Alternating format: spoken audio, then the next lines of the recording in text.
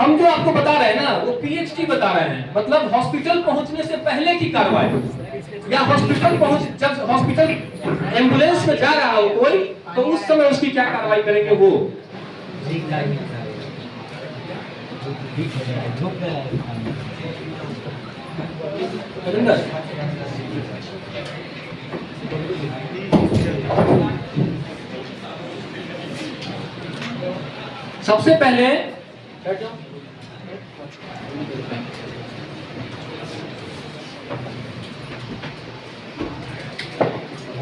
सबसे पहले जहां पे किसी को चोट लगा है, ठीक है, तो वहां पे क्या करेंगे, एक साफ कपड़ा लेके उसको क्या करेंगे, उस जगह को दबाएंगे जोर से। जैसे अभी उस्ताद बता रहा है, जोर से, मान लो किसी का हाथ कट गया है तो उसको जोर से दबाएंगे।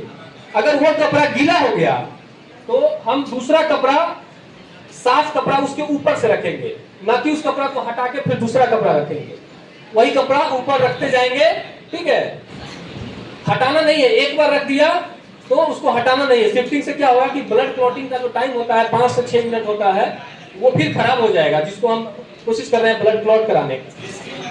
ठीक है, पहला तरीका हो गया ये डायरेक्ट प्रेशर, ठीक है। अब दूसरा एलिवेशन। ये एलिवेशन, अभी आप थोड़ा देर हाथ को ऊपर रखोगे ना तो आप फील करोगे कि आपका हाथ क्या है कि भर जाता है, इसमें झुनझुनी टाइप का हो जाता है। क्यों हो जाता है, कोई बताएगा? सर ब्लड नहीं जा पाता। हाँ, बहुत अच्छा आनंद सर ने बताया कि ब्लड जो है सो वहां तक नहीं पहुंच पाता। क्यों नहीं पहुंच पाता है ब्लड?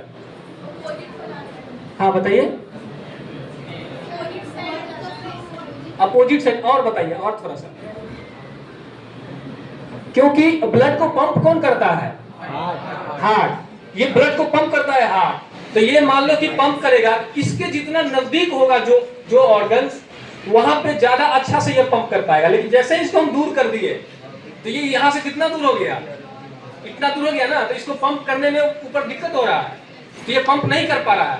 ये मान लो कि यहाँ पे क्या है कि टंकी रखा हुआ है, वाटर पानी का टंकी रखा हुआ है, और पाइप नीचे की तरफ अगर जाएगा तो वो उसमें ब्लड, उसमें पानी का फ्लो ज्यादा होगा। अगर पाइप को ऊपर कर देंगे टंकी से तो ऊपर क्या होगा, फ्लो नहीं पहुंचेगा।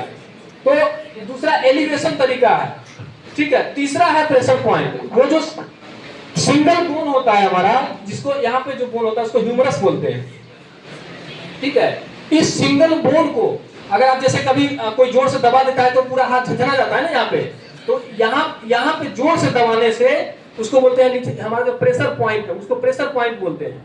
ये तीनों तरीका अपना लेंगे तो ब्लड कंट्रोल हो जाएगा, ठीक है। ये 3 तरीका अपनाएंगे, ब्लड कंट्रोल हो जाएगा। चौथा तरीका है टॉर्निकेट। वो उस केस के लिए है जब हाथ कट के गिर गया हो, तो ये तरीका से तो रुकेगा नहीं ब्लड, अगर हाथ कट गया होगा तो, ठीक है। अभी मान लो कि पैर कट गया हो तो कैसे एलिवेशन देंगे? तो दूसरा मेथड जो बताए हैं, एलिवेशन कैसे देंगे बताओ? हाथ में तो हाथ उठा दिए, एलिवेशन कैसे देंगे? पैर कट गया है तो किसी का पैर में अगर, बताओ, कोई बताओ। बातें नहीं। अगर मान लो पैर कट गया किसी का, ठीक है, पैर में चोट लग गया, तो जैसे हम बोले हार्ट के लेवल से ऊपर उठाना है, तो हाथ था हमारा, तो हाथ को ऊपर करके पैर को कैसे उठाएंगे ऊपर? हाँ, उसको लेटा के, ठीक है, उसको लेटा के और पैर को क्या कर देंगे, ऊपर उठा देंगे। तो क्या होगा, हार्ट के लेवल से पैर ऊपर हो जाएगा, ठीक है। तीसरा तरीका जो है, चौथा जो है वो है टॉर्निकेट। अगर मान लो हाथ कट के गिर गया है तो उसको एकदम से बांध देंगे ना, अगर एकदम से टाइट करके बांध देंगे और आगे ब्लड का फ्लो नहीं होगा तो क्या होगा, ब्लड जो है सो हमारे सेल्स को क्या क्या देता है? ब्लड के थ्रू ही ना ऑक्सीजन मिलता है हमारे सेल्स को, तो सेल्स जिंदा है। और जितने न्यूट्रिशंस हैं, जितने भी एंजाइम्स हैं, या फिर जो भी चीज है, उसका ट्रांसपोर्टेशन का काम कौन करता है? ब्लड ही करता है।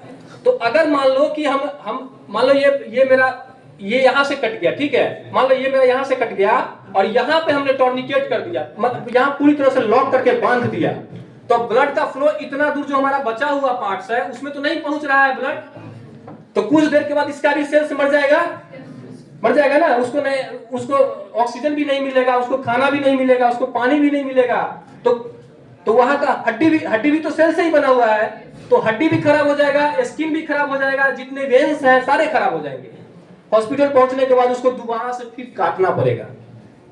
ठीक है, एक तो पहले कटा और दूसरा फिर दोबारा हॉस्पिटल हमारे गलत ट्रीटमेंट के कारण, गलत उसको ट्रीट करने के कारण क्या हुआ, फिर दोबारा जाके उसको हाथ को काटना पड़ेगा। तो इसके लिए हम टॉर्निकेट तरीका अपनाते हैं कि एक बार, अभी देखो तरीका कैसे बांध रहा है, एक बार बांधा, ठीक है, एक बार हल्का सा वो सिंपल गांठ होता है ना, सिंपल नट होता है, वो देके बीच में कलम या कोई लकड़ी रख के फिर दोबारा से वैसा ही गांठ दे देना है। अब फिर उसको घुमाना है। दिखाई दे रहा है क्या पीछे?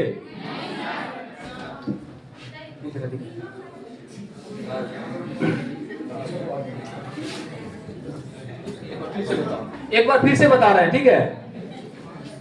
कभी भी किसी को सांप काट ले, ठीक है, तो उसको पैर को, हाथ को एकदम बांधना नहीं है हाथ पैर में, क्योंकि अगर बांध दिए तो उसका हाथ और पैर काटना पड़ेगा।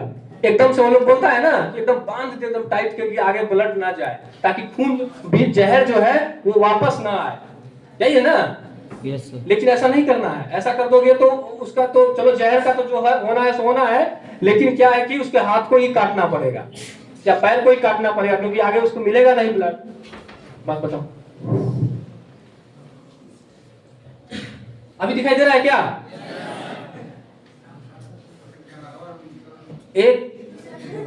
एक गांठ देना है,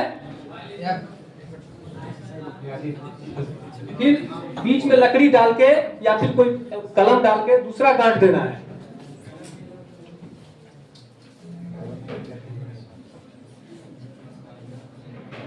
दूसरा गांठ देना है, उसके बाद फिर उसको घुमा के टाइट करना है।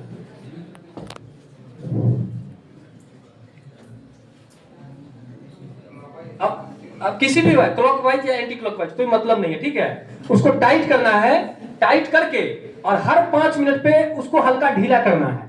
जैसे इसको क्या है कि टाइट कर दिए तो ब्लड का फ्लो रुक गया, अब उसको थोड़ा देर बाद उसको ढीला करेंगे तो फिर फ्लो हल्का जाएगा और फिर उसको टाइट कर देंगे। इससे क्या होगा कि सेल्स जो है ना वो जिंदा रहेगा। इसलिए ये तरीका अपनाते हैं टॉर्निकेट। नहीं तो बांध भी सकते हैं एकदम से। तो ये पूरी तरह से प्रूफ है, साइंटिफिकली प्रूफ है। अगर किसी का हाथ और पैर कट जाए तभी इस्तेमाल करना है, वैसे नहीं करना इस्तेमाल। वैसे 3 तरीका बताया है। ये था ब्लड कंट्रोल का तरीका। किसी को कोई डाउट है? अभी हम आपको आगे बताएंगे, टाइम थोड़ा कम है इसलिए थोड़ा जल्दी बता रहे हैं, नहीं तो आपसे सवाल जवाब करते हैं, ठीक है। दूसरा हम अभी बताएंगे आपको सीपीआर। मान लीजिए कि भूकंप आएगा तो किसी का ब्लड लॉस होगा, किसी को हार्ट अटैक आएगा। हार्ट अटैक आएगा ना? Yes sir. हार्ट अटैक किन कारणों से आता है?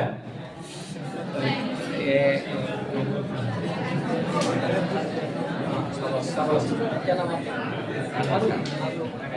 अभी आलोक ने बताया कि एकाएक कुछ देखने पे, मतलब शॉक से हार्ट अटैक क्या आता है? शॉक से। अभी पटना में वो एक कौन सा परीक्षा भवन है, उसमें बीपीएससी का पेपर लीक हो गया। जैसे ही उनके प्रिंसिपल को पता चला, उनको क्या आ गया? हार्ट अटैक आ गया, उनका देहांत भी हो गया। ठीक है।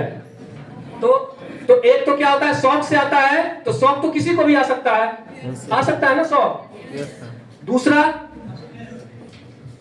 दूसरा होता है कि किसी को मेडिकल इमरजेंसी है और पहले से कोई बीमारी है। जैसे आजकल का हमारा खान पान जो है, वो डेली रूटीन जो है वो बहुत ही खराब है। हम फैट्स, कार्बोहाइड्रेट्स वगैरह ज्यादा खाते हैं और वर्कआउट उस हिसाब से नहीं करते हैं। तो हमारा ब्लड जो है वो क्या हो जाता है, थोड़ा मोटा हो जाता है, ठीक हो जाता है। तो ब्लड अगर मोटा हो जाएगा तो ब्लड को तो बहना है वेसल्स में। जो हमारा ब्लड है वो शरीर में कहां बह रहा है? वेसल्स में बह रहा है। तो जो हमारा हार्ट है, हार्ट का काम है ब्लड को पंप करना।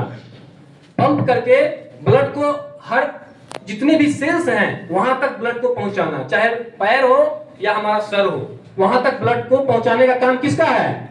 हार्ट का। तो हार्ट को भी तो चाहिए ब्लड, क्योंकि उसको भी तो ऑक्सीजन चाहिए। तो उसको जो ब्लड हार्ट को देता है उसको बोलते हैं कोरोनरी आर्टरी।